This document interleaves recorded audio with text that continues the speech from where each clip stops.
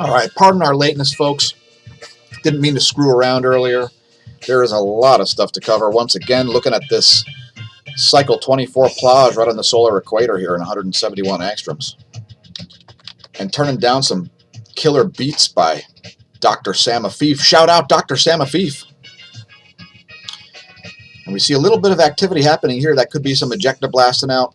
Nothing yet on the stereo A coronagraph. The real story is coronal holes. Let's look at the 193 angstroms view. And we've had an ongoing magnetic connection as well as a 6.6 magnitude earthquake kickoff. There's the coronal hole we're talking about. And we've seen a connection with this thing going on for the last several hours. We'll get into it in a minute. Here's the ultra high res view in 304 angstroms of that plage. No sunspots present there as it breaks down magnetically. Stay tuned to the end. We'll show you the colorized magnetogram. Now, this forecast here is calling for a kick up in the plasma density tonight, followed by a kick up in the plasma velocity.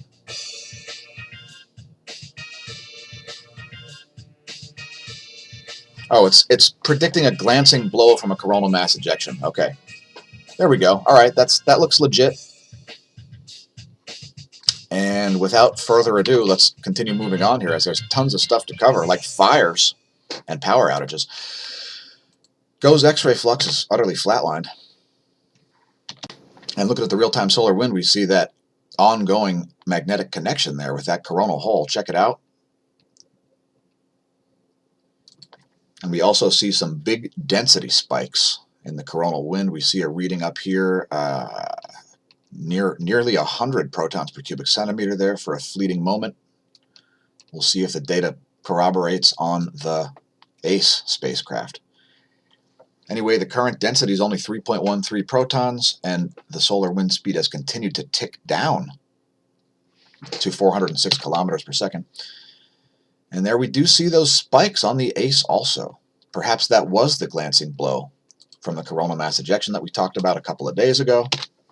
If you haven't seen the old videos, check it out. Here's the fire situation in California. And at least they've got the Kincaid fire 3 times as contained as it was yesterday. It was only 5% when we covered it yesterday. Link to this page if you'd like to monitor it yourself. At least they're not measuring these in square miles yet. Here's the PG&E power outage map. And the pink magnifying glasses are intentional power outages. PG&E shutting down the grid. So you can see they're just all over the place as they've been getting hit with extreme winds. And here's the map on poweroutage.us. You can see quite a few. Looking at nearly 500,000 current subscribers out of power. Please leave a comment if you're viewing this from an area with no power on a mobile device.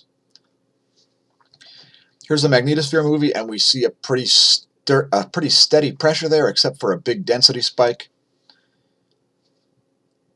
And we'll look at this in terms of density also. You see like a perfect ring of plasma right now. Very evened out. There's another density spike. And let's look at it from density. We don't always cover all views as it's not always interesting enough to cover. And we try to keep the videos as short and dense as possible. There's a density spike, followed by a reduction in density. You can see the light colors representing low density. And we're talking protons per cubic centimeter here, as protons are the name of the game, folks. Protons are running the show, let's just say. Something to keep an eye on. And when I say ion, well, it's on purpose. All right, so we see some odd ground perturbations here, some coming out of the Pacific Ocean, actually right in this area right here. See these totally non-polar magnetic fluxes happening there, right near Hawaii, just to the southeast of Hawaii, actually. And perhaps some ion fountaining going on down there near the tropics. Otherwise, we see the main activity is over Canada as opposed to Siberia on this run. Let's rock that through real quick. And we see those pulses are associated with protons colliding with the magnetosphere. There you have some more evidence of that. And let's move on to the most amazing thing pilot Chris Holmes has seen in his flying career. Now, he took a video of this. You can check it out at spaceweather.com. He was flying at 35,000 feet over the Yucatan Peninsula when he saw this happening. And yes, you can watch it. There is a movie that you can download. It's only 5 seconds long. I'm sure it's well worth it. So check that out at spaceweather.com. A great site which will track near-Earth objects as well as some cosmic ray stations, KP index, thermosphere index, near-Earth objects, hot flights. A great source of great information. If you are a pilot, and by the way, we are going to have an Ask a Pilot section coming soon, perhaps check out spaceweather.com on a daily, or watch our videos. By the way, the 10.7 centimeter radio flux is holding steady at 69 solar flux units. We drew in this orange line here at 70 to show you the solar minimum versus the extreme solar minimum, where below that bar is extreme solar minimum. And we've just come up from 64, actually. We were at a very low level there for a moment. And we're not going to talk cosmic ray station data today like we did yesterday, but we do have links to this video, network of cosmic ray stations. We're going to talk about cosmic rays themselves. What are they made out of? They're made out of the same thing as the solar wind is made out of, 90% protons. The reason that they cause such energetic reactions is because hydrogen nuclei really, really want an electron, and without getting super deep into it, as there's lots of important data to cover, alpha particles are only about 9% of cosmic ray flux, and electrons are about 1%, and then about 0.25% are other elements. So, and also we find a trace amount of practically everything in the entire universe, in the solar wind, and in cosmic rays.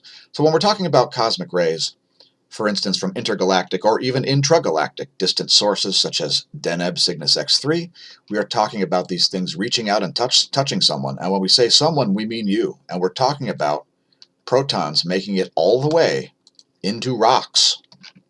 And let's just move on. And again, we've linked this article below the video if you'd like to read about what cosmic rays actually are and what they actually do. Cheers. We're going to continue to see ghost magnetometer spikiness here as that plage is north of the equator, and it's going to affect the sun's B field without getting into a deep explanation of magnetohydrodynamics. This is going to continue to be spiky for the next at least 36 hours. And again, there is some plasma on the way, so it's going to cause some extreme spikes. And we're going to get probably some bad readings out of it, as plasma and magnetic fields obscure other magnetic fields, let's just say. Speaking of magnetic fields, here's the top view ecliptic plane field plot of the heliosphere. Now we're looking at, essentially you're looking at the sun from above its pole here, above its north pole, with stereo A out on the left and stereo B out on the right. And you see what I'm talking about, this continued magnetic set of anomalies going on here. Let me just put this on the last frame. You can see right now we're in the South Pole oriented portion of the current sheet. But if you go back just a few frames there, you can see the North Pole charging up the portion of the current sheet that the Earth is on. Anyway, that Gong 2 data looking interesting. Let that play through again real quick so you can see a little bit of the magnetic tug-of-war going on the current sheet. And we'll let that play through and move to the next slide of fascinating data. Have you carved a real jack-o'-lantern? Have you stuck electrical tape on a baseball hat like I have? Will you do both? Will you cook pumpkin? Please leave a comment and let us know. KP is back down to 1, and we're expecting this to increase tonight, probably to a 4 again. possibly even a 5 or 6. But I would say probably a KP of 4 is going to happen if we get a density spike as high as predicted by the Enlil spiral. And yeah, I forget what else I was going to say about that. So let's talk about the electron flux, which is super high. Now here's the GOES electron flux. This is the between 2 and 0.8 mega electron volt, kind of the low-level electron flux. The relativistic electrons, the greater than 2 mega electron volt, is it's about 32 times alert levels. So we get an alert for things like charging hazards for satellites and GPS errors when we see this at 1,000. And yesterday's high was, I believe, 32,000. So we're 32 times above the alert level for relativistic electron flux. There are the charging hazards. Hit refresh. There's the current state of affairs. And we are currently at 6:24 a.m., the latest video we've done in a long time. And here's the 6 hours of the ionosphere. And it's looking a little anomalous.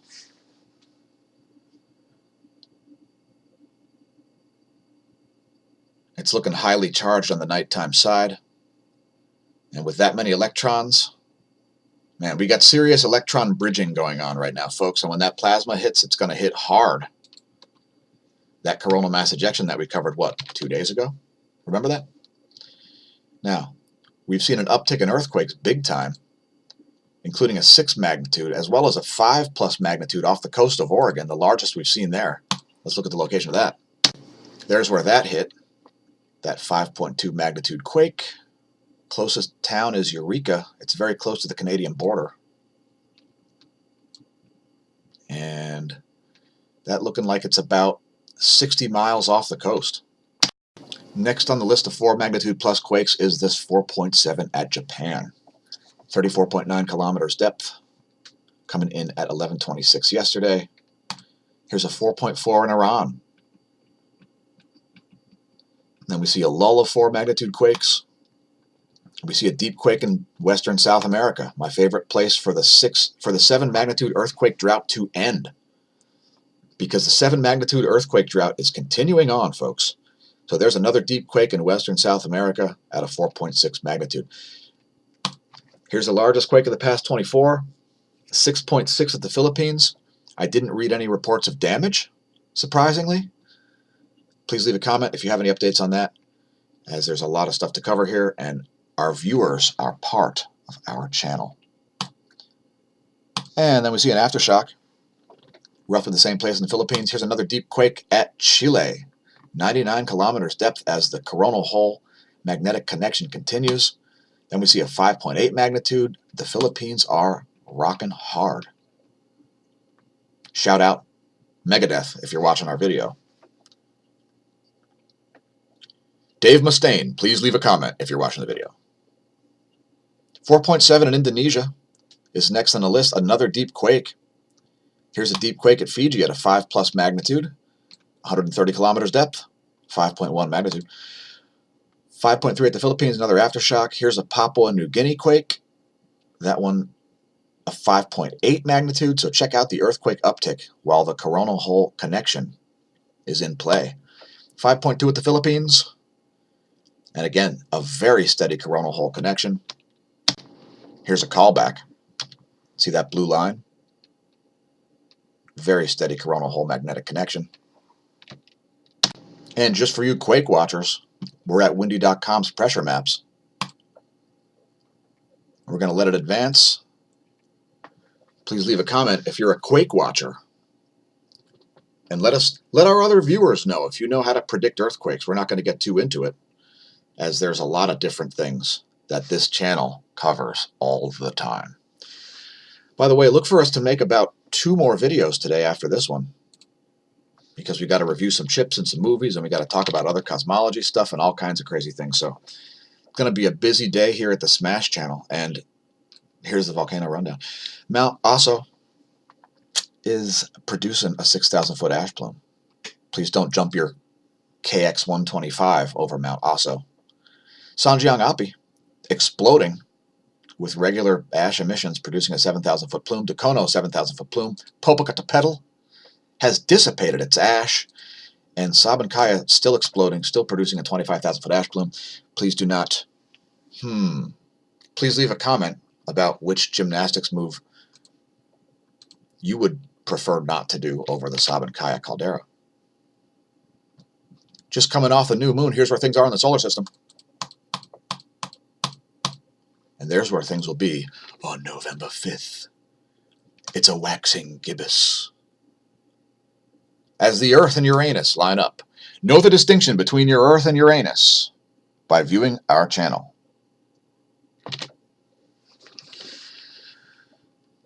Moon at 2.5%, waxing crescent right now. Should make for good photos. And if you want to know what's above your head, as I'm always interested in, perhaps check out in-the-sky.org's sky map. As the moon just rose, and man, it looks like we have a lot of galaxies. A lot of galaxies down there in the south. What do you think? It's open cluster CR93. Again, sorry for the video coming so late today, folks. Sometimes even I sleep in, believe it or not. Check out lightningmaps.org if you want to see where the lightning's striking. That guy was flying over the Yucatan Peninsula when he got that sprite. Probably this storm that's now in the middle of the Gulf of Mexico. Please leave a comment if you're viewing from a shrimp boat with Forrest Gump.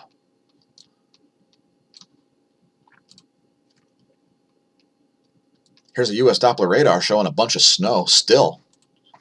And it's not even November. The planet is so hot that it's cold. What do you say? And here's a water vapor map. Let's animate it. And there you have that. And we've got an anticyclonic system once again starting to come together in the North Atlantic there off the coast of North Carolina. We'll see if that gets into full rotation or not. And as a value-added service, we have zoomed in on the northern Gulf of Mexico here so that viewers around that area can see where the moisture is headed and where it's suddenly becoming clouds. Look at the sudden cloud formation right there south of the Florida Panhandle.